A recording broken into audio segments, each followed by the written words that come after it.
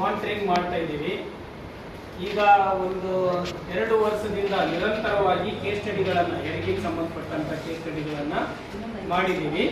100 case ಸ್ಟಡಿಗಳನ್ನು ಮಾಡಿ public ಹಿಯರಿಂಗ್ಗಳನ್ನು ಮಾಡಿದ್ದೀವಿ. ಈಗ 3ನೇದು ನಮ್ಮ ಹತ್ರ ಇದೆ. ಫಸ್ಟ್ ಒಂದು ಕೈಪಿಡಿ ಮಾಡಿದಾಗ ಎಲ್ಲ ಬರೀ ಡಾಕ್ಟರ್ಗಳ ವಿರುದ್ಧ ಲಂಚ ಕೇಳ್ತಾರೆ, ಅವಮಾನ ಮಾಡ್ತಾರೆ. ನೀವು ಮುಸ್ಲಿಮರು ಇಷ್ಟು ಮಕ್ಕಳನ್ನ ಹೇಳ್ತೀರಾ, ಅಷ್ಟು ಮಕ್ಕಳನ್ನ ಹೇಳ್ತೀರಾ, ನೀವು ಇಲ್ಲ ಅಂದ್ರೆ ಈ ಹೆರಿಗೆ ಬಂದಿದೆಯಲ್ಲ ಇದೇ ಕೊನೆಯದಂತ ಬರ್ಕೊಡು, ಹಂಗಾದ್ರೆ ನಾವು ಹೆರಿಗೆ ಮಾಡ್ತೀವಿ, ಆಪರೇಷನ್ ಮಾಡ್ತೀವಿ, ಈ ತರದ್ದೆಲ್ಲ ನಡೀತಾ ಇತ್ತು. ಹಾಗಾಗಿ ನಾವು ಅದನ್ನ ಮಾನಿಟರಿಂಗ್ ಮಾಡಕ್ ಶುರು ಮಾಡಿದ್ವಿ.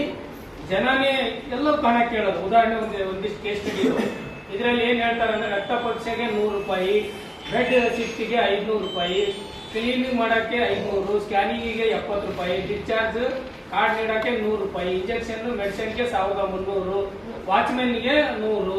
ಈ ತರ ಪ್ರತಿ ಹಂತನೂ ಎಲ್ಲೆಲ್ಲಿ ಅವರ ಸಿಬ್ಬಂದಿಗಳು ಇರ್ತಾರೆ ಅವರೆಲ್ಲ ದುಡ್ಡು ಕಿತ್ಕೊಂಡಂತದ್ದೇ. ಆಮೇಲೆ ಹೆಣ್ಣು ಹುಟ್ಟಿದ್ರೆ 500 ಕೊಡಿ, ಗಂಡು ಹುಟ್ಟಿದ್ರೆ 1000 ಕೊಡಿ, ಇದೆಲ್ಲ ಇತ್ತು.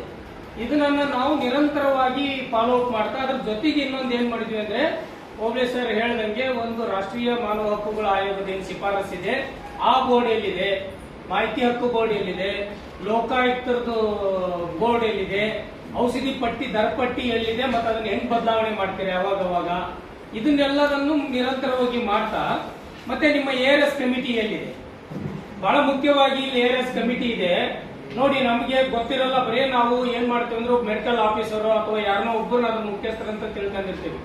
ನಮ್ಮದು ದಾವಣಗೆರೆಯಲ್ಲಿ 100 ಬೆಡ್ಡಿನ ಆಸ್ಪತ್ರೆ. ಅದು 1937ರಲ್ಲಿ ಮೈಸೂರು ಮಹಾರಾಜರು ಒಂದು ಉದ್ಘಾಟನೆ ಮಾಡಿದ್ದು. 8 ಎಕರೆ ಭೂಮಿಯಲ್ಲಿದೆ. ಹೌದಾ, ಸ್ವಾಯತ್ತ ಮಹಿಳಾ ಮತ್ತು ಮಕ್ಕಳ ಆಸ್ಪತ್ರೆ ಅದು. ಅದಕ್ಕೆ ಕಮಿಟಿ, ಅದಕ್ಕೆ ಅಧ್ಯಕ್ಷರು ಜಿಲ್ಲಾಧಿಕಾರಿ RTIನಲ್ಲಿ ಕೊಟ್ಟಿದ್ದಾರೆ.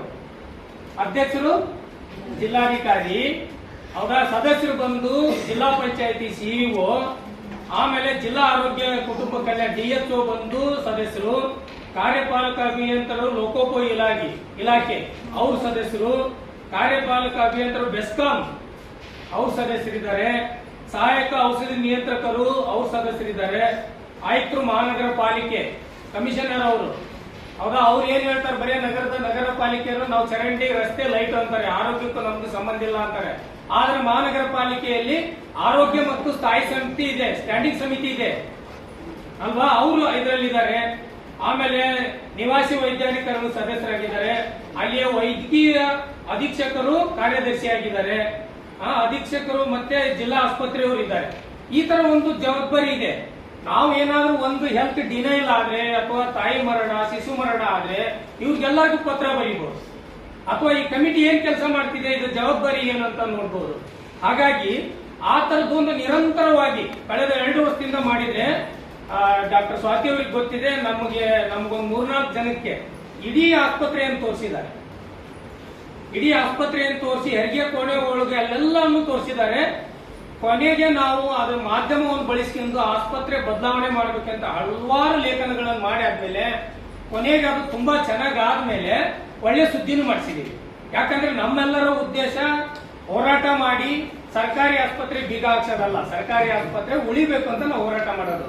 ಆದ್ರೆ ಮಾಧ್ಯಮದಲ್ಲಿ ಕೆಟ್ಟ ಸುದ್ದಿ ಬಂದ್ರೆ ಸರಿ ಇಲ್ಲ ಅಂತ ಆಗುತ್ತೆ, ಆದ್ರೆ ಒಳ್ಳೇದು ಬರಬೇಕು. ಇಲ್ಲ ಅಂದ್ರೆ ಏನ್ ಹೇಳ್ತಾರೆ ನಾಳೆ ಸರ್ಕಾರದವರು, ಆಯ್ತಪ್ಪ ಮಹಿಳಾ ಮತ್ತು ಮಕ್ಕಳ ಆಸ್ಪತ್ರೆ ನಮಗೆ ನಡೆಸಕ್ಕಾಗಲ್ಲ, ಶಾಮೂರ್ ಶಿವಶಂಕರಪ್ಪ ಕೊಡ್ತಾ ತಗೋ, ಈಗ 10 ರೂಪಾಯಿ ಇಸ್ಕೊಂಡು ಶಾಮೂರ್ ಶಿವಶಂಕರಪ್ಪ ಬಂದು 1000 ರೂಪಾಯಿ ಇಸ್ಕೊಂತಾನೆ ಫಸ್ಟ್ ಕಾರ್ಡ್ಗೆ ಅಲ್ವಾ. ಹಾಗಾಗಿ ಅದು ಒಂದು ಎಚ್ಚರಿಕೆನೇ ಇರಬೇಕು.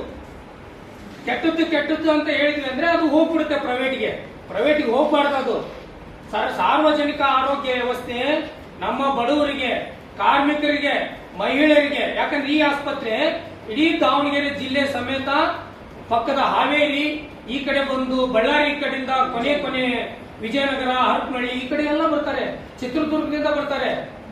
100 ಹೆರಿಗೆಗಳು ದಿನನಿತ್ಯ ಆಗ್ತವು. ವ್ಯವಸ್ಥೆ ಇದೆ. ಉದಾಹರಣೆ ಅವರು ನಮಗೊಂದು ಮಾಹಿತಿ ಕೊಟ್ಟಿದ್ದಾರೆ, ಅಲ್ಲಿ ಸ್ವಲ್ಪ ಕಷ್ಟನೇ ಇದೆ. ಈಗ RTIನಲ್ಲಿ ಸಿಬ್ಬಂದಿಗಳು ಎಷ್ಟಿರ್ಬೇಕಾಗಿತ್ತು, ಆಕ್ಚುಲಿ 87 ಜನ ಇರಲ್ಲೇ ಅವ್ರು ಏನ್ ಮಾಡಿದ್ದಾರೆ, 37 ಜನ ಸಿಬ್ಬಂದಿ ಇದ್ದಾರೆ. 6 ಜನ ಡಾಕ್ಟರ್ ಇರಬೇಕು, ಕಡಿಮೆ ಜನ ಇದ್ದಾರೆ. ಹೌದಾ, ಈ ತರದ್ದು ಇದೆ.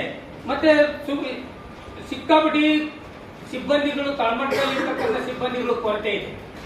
ಆದ್ರೂ ಸಹ ಇವತ್ತಿಗೂ ನೀವು ಹೋದ್ರೆ ಸೋಮವಾರ, ಮಂಗಳವಾರ, ಬುಧವಾರ, ಗುರುವಾರ ಈ 4 ದಿನ ಜನದಟ್ಟಣೆ ಇರ್ತದೆ. ನೀವು ದಾವಣಗೆರೆ ಚಿಟ್ಟೇರಿ ಆಸ್ಪತ್ರೆಯನ್ನು ತಗೊಳ್ಳಿ, ಸೋಮವಾರ, ಮಂಗಳವಾರ, ಬುಧವಾರ ಬನ್ನಿ, ನೀವು ಕಾಲಿಡ ಜಾಗ ಅಂದ್ರೆ ನಾವೇನ್ ಅರ್ಥ ಮಾಡ್ಕೋಬೇಕಂದ್ರೆ ಸಾರ್ವಜನಿಕ ಆರೋಗ್ಯ ವ್ಯವಸ್ಥೆಗೆ ಬಹಳ ಜನ ಇನ್ನೂ ಆಶ್ರಯಿಸಿಕೊಂಡಿದ್ದಾರೆ. ಅದನ್ನ ಸರಿ ಮಾಡ್ಲೇಬೇಕು ನಾವು. ಅದಕ್ಕೆ ಹೆಚ್ಚು ಬಜೆಟ್ ಹಣ ಸಿಗಲೇಬೇಕು ಅಂತ ನಾವು ಸರ್ಕಾರದ ಮೇಲೆ ಒತ್ತಡ ಹಾಕ್ಲೇಬೇಕು. ಹೆಚ್ಚು ಹಣ ಕೊಡಬೇಕು, ಸಿಬ್ಬಂದಿಗಳನ್ನು ಭರ್ತಿ ಮಾಡಬೇಕು ಅಂತ ಹೇಳಿ ನಾವು ನಮ್ಮ ಕ್ಯಾಂಪೇನ್ ಅನ್ನ ತಳಮಟ್ಟದಿಂದ ರಾಜ್ಯ ಮಟ್ಟದವರೆಗೂ ಶುರು ಮಾಡಬೇಕು. ಈಗ ನೋಡಿ, ಈಗ ಉದಾಹರಣೆ ಮಹಿಳಾ ಮತ್ತು ಮಕ್ಕಳ ಆಸ್ಪತ್ರೆಯಲ್ಲಿ ಏನೇನು ಸೇವೆಗಳು ಸಿಗುತ್ತೆ ಅಂತ ಇದೆ. ಒಂದು ಪಟ್ಟಿನ RTI ಕೊಟ್ಟಿದ್ದಾರೆ. ಆಮೇಲೆ ಎಷ್ಟೋ ಹೆಣ್ಮಕ್ಳಿಗೆ, ಮುಸ್ಲಿಂ ಹೆಣ್ಮಕ್ಳಿಗೆ ಮಕ್ಕಳು ಜಾಸ್ತಿ ಮಾಡ್ಕೊಂತಾರ ಅಂತ ಹೇಳಿ ಗೊತ್ತಾಗದಂಗೆನೆ ಅವ್ರಿಗೆ ಏನ್ ಹಾಕೋದು, ಕಾಪಾಟಿ ಹಾಕೋದು. ನಾವು RTI ತಗೊಂಡ್ವಿ. ಏನಂತ ಕಾಪಾಟಿ ಯಾರು ಕೇಳಿ ಹಾಕ್ತೀರಿ ನೀವು? RTI ಕೊಟ್ಟಿದ್ದಾರೆ. ನಾವು ಆ ತಾಯಿಗೆ ಕನ್ವಿನ್ಸ್ ಮಾಡ್ತೀವಿ, ಅವ್ರಿಗೆ ಜಾಗೃತಿ ಮೂಡಿಸ್ತೀವಿ, ಎಷ್ಟು ಮಕ್ಕಳು ಬೇಕು ಅಂತ ಅವ್ರ ಗಂಡನ್ ಕೇಳಿ ನಾವು ಜಾಗೃತಿ ಮೂಡಿಸ್ತೀವಿ, ಅವ್ರನ್ನು ಕರಿತೀವಿ, ಅವ್ರಿಬ್ಬರದು ಒಪ್ಪಿಗೆ ತಗೊಂಡು ನಾವು ಕಾಪಾಟಿ ಹಾಕ್ತೇವೆ ಅಂತ. ಆದ್ರೆ ಅದು ವಾಸ್ತವದಲ್ಲಿ ಸುಳ್ಳು. ಅವ್ರಿಗೆ ಹೇಳದಂಗೆ ಕಾಪಾಟಿ ಹಾಕಿದ್ದು. ಎಷ್ಟೋ ಜನರಿಗೆ ನೋವಾದ್ಮೇಲೆ ನಮ್ಮ ಯೂನಿಯನ್ಗೆ ಬಂದಿದ್ದಾರೆ, ನಾವು ಹೋಗಿ ಗಲಾಟೆ ಮಾಡಿ ಮತ್ತೆ ಅದನ್ನ ಸರಿ ಮಾಡಂತ ಪರಿಸ್ಥಿತಿ 100 ಕೇಸ್ ನಮ್ಮ ಹತ್ರ ಇದೆ. ಹಾಗಾಗಿ ಎರಡೂ ರೀತಿ ಇದೆ, ಹೌದಾ? ಒಂದು ಕಡೆ ನಾವು ಆರೋಗ್ಯ ವ್ಯವಸ್ಥೆ ಸುಧಾರಣೆಗೆ, ಸಾರ್ವಜನಿಕ ಆರೋಗ್ಯ ವ್ಯವಸ್ಥೆ ಸುಧಾರಣೆಗೆ ಹೋರಾಟ ಮಾಡಲೇಬೇಕು, ಒತ್ತಡ ಹಾಕಲೇಬೇಕು. ಮತ್ತೆ ಒಳಗಡೆ ಇರ್ತಕ್ಕಂಥ ಭ್ರಷ್ಟಾಚಾರ, ಹೆರಿಗೆ ಕೇಸಿಗೆ ಸಂಬಂಧಪಟ್ಟಂಗೆ ಏನ್ ಭ್ರಷ್ಟಾಚಾರಗಳು ನಡೆಯುತ್ತೆ, ಅನ್ಯಾಯಗಳು ನಡೆಯುತ್ತೆ, ಅದನ್ನ ನಾವು ಪ್ರತಿಭಟಿಸಬೇಕು, ಸರಿ ಮಾಡಬೇಕು. ಯಾಕಂದ್ರೆ ನಮ್ಮಲ್ಲಿ ನೀವು ನೋಡಿರ್ಬಹುದು, ಹುಟ್ಟಿ 2 ತಾಸಿಗೆ ಒಂದು ಮಗು ಕಳ್ತನ ಆಗಿತ್ತು. ಹುಟ್ಟಿ 2 ಗಂಟೆಗೆ ಮಹಿಳಾ ಮತ್ತು ಮಕ್ಕಳ ಆಸ್ಪತ್ರೆಯಲ್ಲಿ 21 ದಿನ ಧರಣಿ ಮಾಡಿದ್ವಿ. ಮಗು ಸಿಗೋವರೆಗೂ ಬಿಟ್ಟಿಲ್ಲ. 21 ದಿನ. ಹುಟ್ಟಿ 7 ತಾಸಿಗೆ ಬೆಂಗಳೂರಾಗಿದೆ ಮಗು. 2 ತಾಸಲ್ಲಿ ಕಳ್ತನ ಆಗಿದೆ. 21 ದಿನಕ್ಕೆ ನಾವು ಹೋರಾಟ ಮಾಡಿದ್ವಿ. 7-8 ತಾಸಿಗೆ ಇಲ್ಲಿಗೆ ಬಂದಿದೆ ಮಗು. ಆದ್ರೆ ಮಗು ಸಿಕ್ತು. ಯಾಕೆ ಸಿಕ್ತಂದ್ರೆ ಇಡೀ ನೆಟ್ವರ್ಕ್ ಅನ್ನ ಕಟ್ಟಿದ್ವಿ ನಾವು. ಬರೀ ಒಂದು ಯೂನಿಯನ್ ಅಲ್ಲ, ರಾಜ್ಯ ರೈತ ಸಂಘ, ದಲಿತ ಸಂಘರ್ಷ ಸಮಿತಿ, ಕಾರ್ಮಿಕ ಸಂಘಟನೆಗಳು, ಎಲ್ಲ ಸಂಘಟನೆಗಳು ದಾವಣಗೆರೆಗೆ ಒಂದು ನೆಟ್ವರ್ಕ್ ಮಾಡ್ಕೊಂಡು ಆ ಆಸ್ಪತ್ರೆ ಮುಂದೆ ಕುತ್ಕೊಂಡಿದ್ವಿ. ಎಲ್ಲರಿಗೂ ದಾರಿ ಹೋಗಬೇಕಾದ್ರೆ ಹೇಳ್ತಾ ಇದ್ವಿ, ನೋಡಿ ಈ ಆಸ್ಪತ್ರೆಯಲ್ಲಿ ಬಂದ್ರೆ ಕಳ್ತನ ಆಗ್ತಿದೆ, ಬೇರೆ ಮಾಡ್ತಾ ಇಲ್ಲ, ಈ ಸಿಬ್ಬಂದಿನೇ ಒಂದು ಕೈವಾಡ ಇದೆ ಅಂತ. ಹಾಗಾಗಿ ನಾವು ನಿರಂತರವಾಗಿ ಮುಗಿಸ್ತಾನೆ ಮೇಡಮ್, ನಿರಂತರವಾಗಿ ಒಂದು ಪ್ರಕ್ರಿಯೆಯಲ್ಲಿ ಇದ್ರೆ ಖಂಡಿತ ಆಸ್ಪತ್ರೆಯನ್ನ ಬದಲಾವಣೆ ಹಂತಕ್ಕೆ ನಾವು ತಗೊಂಡು ಹೋಗ್ಬೋದು. ಆದ್ರೆ ನಿರಂತರವಾಗಿ ಅದ್ರ ಜೊತೆಗೆ ಒಡನಾಟ ಇರಬೇಕು. ಮತ್ತೆ ಬಹಳ ಮುಖ್ಯವಾಗಿ ಬೀದಿಯಲ್ಲಿರ್ತಕ್ಕಂಥ ಸಮುದಾಯದ ಒಡನಾಟ ಇರಬೇಕು. ಬರೀ ಸಂಘಟನೆ ಇದಲ್ಲ, ಯಾರು ನಿಜವಾದ ಫಲಾನುಭವಿಗಳು ಅವ್ರು ದಿನನಿತ್ಯ ಆಸ್ಪತ್ರೆಗೆ ಹೋಗ್ಬೇಕು. ಅಲ್ಲಿ ಪ್ರಶ್ನೆ ಮಾಡ್ಬೇಕು, 500 ರೂಪಾಯಿ ಯಾಕೆ ಕೊಡ್ಬೇಕು ಅಂತ, ಔಷಧಿ ಯಾಕೆ ಬರ್ದು ಕೊಡ್ತೀರಿ ಅಂತ ಪ್ರಶ್ನೆ ಮಾಡಬೇಕು. ಅಂತ ಒಂದು ಪ್ರಕ್ರಿಯೆ ನಾವು ಅದನ್ನ ನಾವು ಕಳೆದ 3 ವರ್ಷದಿಂದ ಮಾನಿಟರಿಂಗ್ ಮಾಡ್ತಿದ್ದೀವಿ. ಈಗ ಒಂದು ಹಂತಕ್ಕೆ ಬಂದಿದೆ, ಎಲ್ಲ ಸರಿಯಾಗಿದೆ ಅಂತ ನಂಬಕ್ ಹೋಗ್ಬಿಡಿ. ಆದ್ರೆ ಒಂದು ಹಂತಕ್ಕಿದೆ, ಜನರಿಗೆ ರೆಸ್ಪಾಂಡ್ ಮಾಡ್ತಾ ಇದ್ದಾರೆ, ಸಂಘಟನೆಗೆ ರೆಸ್ಪಾಂಡ್ ಮಾಡ್ತಾರೆ.